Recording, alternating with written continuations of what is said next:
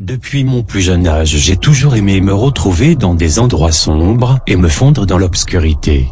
J'ai la capacité de voir à peu près correctement dans le noir, comme le chat du voisin. Il vient parfois me tenir compagnie dans le grenier.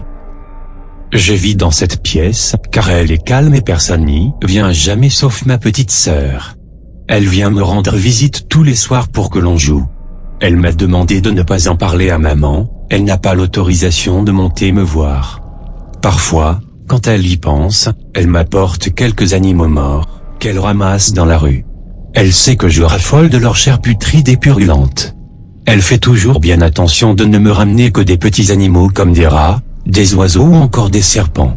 Ma petite sœur aime me regarder manger, elle trouve ça bizarre et rigolo, selon ses dires. Elle m'a aussi dit qu'elle ne connaissait personne d'autre que moi qui pouvait dévorer des cadavres de cette façon. Mais cette situation est plutôt instable. Plus les jours passent, plus j'ai faim. Ma petite sœur a beau venir m'apporter à manger tous les jours depuis quelques semaines, je ne suis jamais rassasié. J'ai besoin de plus. L'odeur de sa chair tendre m'enivre progressivement. À chacun de ses passages, j'ai de plus en plus de mal à résister de lui trancher la gorge. Ma petite sœur ne me craint pas, elle a confiance en moi. Erreur fatale de sa part. J'ai faim.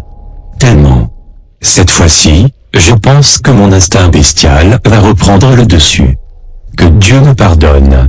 Dieu qui m'a créé tel un être imparfait. Je l'entends. Elle monte.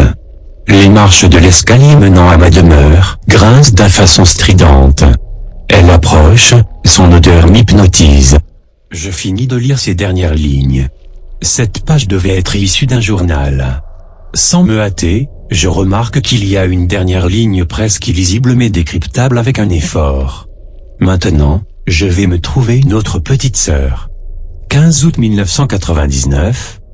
Nous sommes actuellement le 30 août de la même année, et il est vrai que depuis 15 jours j'entends des bruits bizarres venant de mon grenier. Vous vous dites certainement que je n'ai juste qu'à pas monter dans mon grenier. Le seul souci c'est que depuis 15 jours exactement je fais des crises de somnambulisme toutes les nuits et le matin je me réveille toujours dans le grenier.